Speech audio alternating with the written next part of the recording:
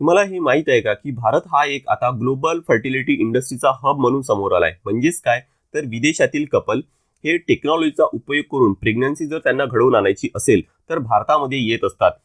त्यासोबतच भारतामध्ये medical services हे स्वस्त आहेत, म्हणून भारतामध्ये मेडिकल टुरिझम हा पण चर्चेत असतो किंवा भारत यासाठी पण ओळखला जातो. आणि जर अशा वेळेस जर ह्या सर्व सर्व्हिसेस स्वस्त आहेत किंवा इझिली अवेलेबल आहेत, म्हणून भारतामध्ये ART क्लिनिक्स हे बऱ्याच संख्येमध्ये रन होत आहेत आणि नवीन पण ओपन होत आहेत. पण याच्याशी रिलेटेड कोणतेही रेग्युलेशन नाही. पण हे जे टेक्नॉलॉजीज आहेत किंवा ही जी प्रोसेस आहे, याचा ज्या स्त्रिया आहेत ज्या या प्रोसेसमधून जातात त्यांच्या आरोग्यावर इम्प्लिकेशन्स होत असतात. तसंच जे मुलं या प्रोसेसमधून किंवा ART सर्व्हिसेसचा उपयोग घेऊन जे जन्मास येतात त्यांच्या पण जीवनाचा प्रश्न आहे. आणि जर काही रेग्युलेशन नसेल तर अनएथिकल प्रॅक्टिसेस पण हे खूप जास्त वाढत असतात.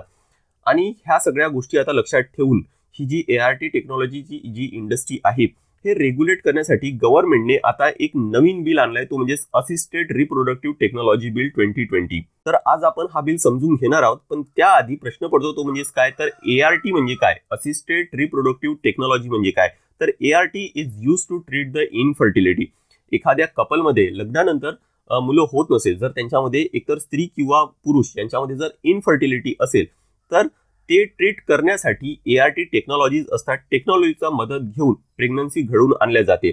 या बिलमध्ये स्पेसिफिक डेफिनेशन पण दिलेली आहे ARTची, ती म्हणजे शरीराच्या बाहेर स्पर्म्स किंवा उसाइड, स्पर्म जे पुरुषांमधील रिप्रोडक्टिव्ह सेल्स असतात आणि स्त्रियांमध्ये असतात उसाइड्स, तर ते शरीराबाहेर जर हँडल केले जात असतील आणि शरीराबाहेर हँडल करून स्पर्म्स आहेत हे स्त्रियांमध्ये मग इम्प्लांट केले जातात, किंवा जर स्पर्म आणि उसाइट आहे हे शरीराबाहेर फर्टिलाइज करून त्याच्यातून जो एम्ब्रिओ तयार होतो तो स्त्रियांच्या रिप्रोडक्टिव्ह सिस्टम मध्ये इम्प्लांट केला जातो.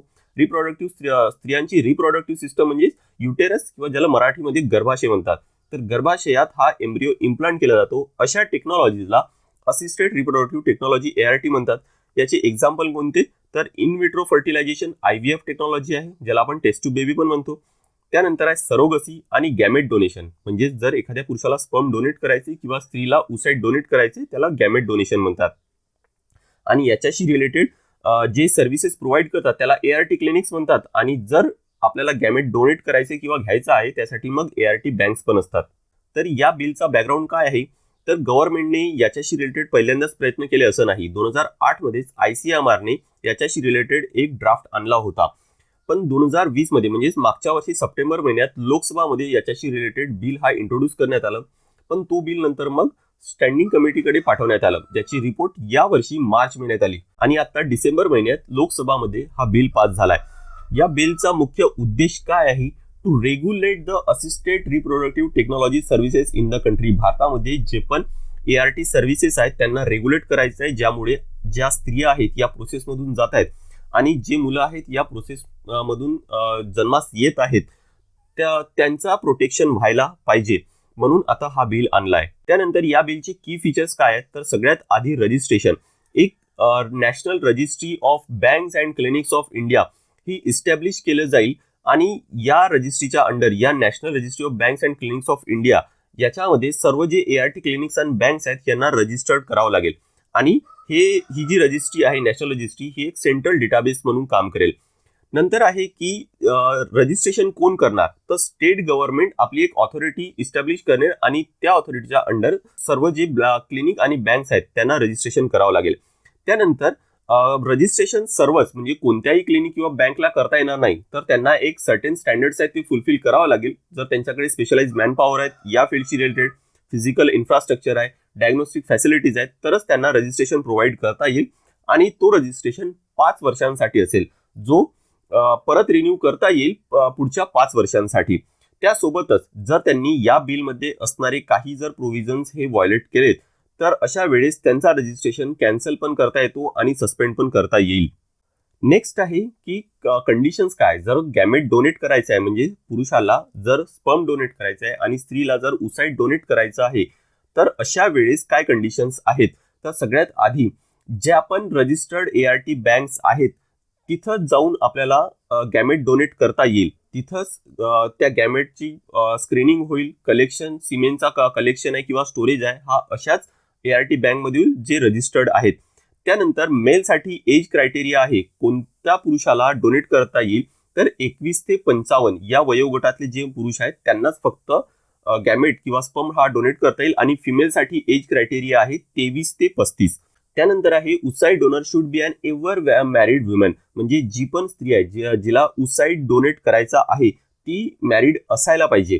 बघा, एव्हर मॅरिड वुमन असायला पाहिजे, म्हणजे तिचा डिवोर्स झाला असेल तरी पण चालेल, पण ती मॅरिड म्हणजे त्याआधी एकदा तरी मॅरिड असायला पाहिजे. आणि त्यासोबतच तिला एक अलाइव्ह चाइल्ड म्हणजे एक जिवंत मुलगा असायला पाहिजे ज्याचा वय हा कमीत कमी 3 वर्ष असेल. नेक्स्ट कंडिशन आहे women can donate oocyte only once in her life. ज्या पण स्त्रीला उसाईड डोनेट करायचे तर तिला तिच्या जीवनामध्ये फक्त एकदाच उसाईड डोनेट करता येते, आणि ते पण ॲट अ टाइम, म्हणजे ज्यावेळेस पण ती डोनेट करणार त्यावेळेस 7 उसाईड्स पेक्षा जास्त उसाईड्स तिच्या बॉडीमधून रिट्राईव्ह करता येणार नाही. नेक्स्ट आहे की बँक ज्यामध्ये गॅमेट्स हे स्टोअर केलेले आहेत, ते जे गॅमेट आहेत म्हणजे स्पर्म किंवा उसाईड ते एका सिंगल डोनरचे, म्हणजे एक जर डोनर आहे त्याची जे उसाईड किंवा स्पर्म्स आहेत ते एक पेक्षा जास्त कमिशनिंग कपलला देता येणार नाही. कमिशनिंग कपल म्हणजे काय, की ज्यांना हे जे सर्व्हिसेस आहे, ज्यांना मूल पाहिजे त्याला कमिशनिंग कपल म्हणतात. तर एखादा डोनर आहे त्याचे स्पर्म्स किंवा उसाईड म्हणजे त्याचा जो गॅमेट आहे तो एक पेक्षा जास्त कमिशनिंग कपलला देता येणार नाही. नेक्स्ट की फीचर आहे की conditions for offering ART services. बघा, ART सर्व्हिसेस अवेल करायचा आहे किंवा द्यायचा आहे कोणाला तरी, तर त्यासाठी जे बँक्स आहेत किंवा क्लिनिक्स आहेत त्यांना जे दोन्ही पण पार्टीज आहेत, म्हणजे सपोज कोणी गॅमेट डोनेट करत आहे आणि जर कोणी कमिशनिंग कपल आहे तर अशा वेळेस दोघांचे पण रिटर्न इन्फॉर्म कन्सेंट असायला पाहिजे, त्यावेळेसच हे सर्व्हिस घेता येईल. त्यानंतर आहे जी कमिशनिंग कपल आहेत त्यांना जे उसाईड डोनर आहे, जर एखादी स्त्री उसाईड डोनेट करत आहे तर तिच्या आरोग्यावर वाईट परिणाम होऊ शकतात, तिच्या जीवाला धोका पण असू शकतो, आणि अशा वेळेस जे कमिशनिंग कपल आहेत त्यांनी इन्शुरन्स कव्हरेज हे द्यायचं आहे जे उसाईड डोनर आहे त्या स्त्रीला. त्यानंतर आहे प्री डिटरमाइंड सेक्स हा प्रोहिबिट करण्यात आलाय, म्हणजेच एखाद्या कमिशनिंग कपलला मुलगाच पाहिजे किंवा मुलगी पाहिजे तर ते त्यांना चूज करता येणार नाही, तसं गॅमेट त्यांना चूज करता येणार नाही. पण त्यासोबत अजून एक यामध्ये ऍड करण्यात आलंय की एम्ब्रिओ इम्प्लांट करण्याच्या आधी जेनेटिक डिसीज हे चेक करणं गरजेचं राहील. म्हणजेच काय, तर ज्यावेळेस ART सर्व्हिसेस थ्रू जाईल आणि एम्ब्रिओ ज्यावेळेस गर्भाशयामध्ये हा इम्प्लांट करण्यात येईल त्याच्या आधी तो जो एम्ब्रिओ आहे त्या एम्ब्रिओला कोणतं जेनेटिक डिसीज आहे तर नाही हे आधी चेक करावं लागेल. नेक्स्ट आहे rights of a child born through ART services. जे ART सर्व्हिसेसचा उपयोग करून जे पण मुलं जन्मास आलेले आहेत त्यांना कोणते हक्क असतील, तर कमिशनिंग कपल आहे त्यांचा तो बायोलॉजिकल चाइल्ड असणार, आणि जो नॅचरल चाइल्ड होतो म्हणजे नॉर्मल प्रेग्नन्सी थ्रू जो मुलगा होतो त्याला जे काही राईट्स अँड प्रिव्हिलेजेस असतात कायद्याद्वारे दिलेले, ते सगळेच राईट्स अँड प्रिव्हिलेजेस हे त्या ART सर्व्हिसेस मधून झालेल्या मुलाला सुद्धा असतील. आणि डोनरचे याच्यावर जो ART सर्व्हिसेस मधून झालेला मुलगा आहे त्याच्यावर डोनरचे काहीही पॅरेंटल राईट्स राहणार नाहीत. त्यानंतर आहे national and state boards. Surrogacy regulation bill 2019 आहे. या बिलच्या अंडर जे बोर्ड्स इस्टॅब्लिश केले जातील, म्हणजे ज्यावेळेस हा कायद्यामध्ये रूपांतरित होईल त्यावेळेस जे बोर्ड्स तयार होतील, जे इस्टॅब्लिश केले जातील, तोच बोर्ड हा ART सर्व्हिसेस रेग्युलेट करण्यासाठी पण काम करेल. आणि नॅशनल बोर्डचे पॉवर अँड फंक्शन्स काय असतील, तर सेंट्रल गव्हर्नमेंटला जर ART रिलेटेड पॉलिसी तयार करायची आहे, काही सजेशन्स द्यायचे आहेत, तर तो हा जो नॅशनल बोर्ड आहे तो करणार. त्यासोबतच आताचा जो बिल आहे ART सर्व्हिसेसशी रिलेटेड त्याच्याशी रिलेटेड तो बिल रिव्ह्यू करणं आणि मॉनिटर करणं हा नॅशनल बोर्डचा काम असेल. आणि जे क्लिनिक्स आहेत ART क्लिनिक्स आणि ART बँक्स आहेत त्यांचा कंडक्ट कसा असायला पाहिजे, त्यांचे स्टँडर्ड्स काय असायला पाहिजे, कोड ऑफ कंडक्ट फॉर्म्युलेट करण्याचा काम पण हा नॅशनल बोर्डचा असेल. त्यानंतर हा जो बिल आहे ART बिल, याच्या अंडर जे पण बॉडीज तयार होतील, जे पण बॉडीज तयार करण्यात येतील त्यांना मॉनिटर करण्याचं काम सुद्धा नॅशनल बोर्डचं आहे. आणि स्टेट बोर्डचं काम काय आहे, तर नॅशनल बोर्ड जे पण रिकमेंडेशन देत आहेत, पॉलिसीज किंवा रेग्युलेशन्स तयार करत आहेत, गाईडलाईन्स तयार करत आहेत, तर ते सगळे पॉलिसीज आणि गाईडलाईन्स आहेत ते कोऑर्डिनेट करण्याचा काम हा स्टेट बोर्डचा असेल. या बिलच्या अंडर काही ऑफेन्सेस, काही अपराध सुद्धा सांगितले, ते म्हणजे कोणकोणते, तर ART सर्व्हिसेस थ्रू जे मुलं जन्मास येत आहेत जर त्यांना अबॅन्डन करण्यात येते किंवा त्यांना एक्सप्लॉइट करण्यात येत आहे तर तो एक ऑफेन्स असेल. त्यासोबतच ह्युमन एम्ब्रॉईज किंवा गॅमेट्स आहेत जर त्यांची सेलिंग होत आहे, परचेसिंग होत आहे, ट्रेडिंग होत आहे, तर अशा वेळेस पण तो एक ऑफेन्स समजला जाईल. त्यानंतर आहे की डोनर ऑप्टेन करण्यासाठी म्हणजे डोनर मिळवण्यासाठी जर इंटरमिडिएट्स म्हणजे जे दलाल असतात त्यांचा वापर केला जात असेल तर तो पण एक ऑफेन्स असणार. त्यासोबतच जे कमिशनिंग कपल आहे किंवा वुमन्स आहेत जे या सर्व्हिसेस थ्रू जात आहेत, या प्रोसेसमधून जात आहेत आणि गॅमेट डोनर आहे, मग ते स्त्री असू द्या किंवा पुरुष, जर त्यांचा एक्सप्लॉयटेशन होत आहे तर तो पण एक ऑफेन्स असणार.